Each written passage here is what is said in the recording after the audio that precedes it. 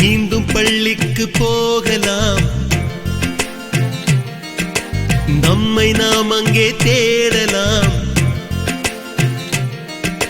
Slate குச்சி கடன் வாங்கலாம், ஸ்லேட்டில் பேர் எழுதி பார்க்கலாம். கொட்டு வச்ச வாத்தியாரை தொட்டு வணங்கலாம்.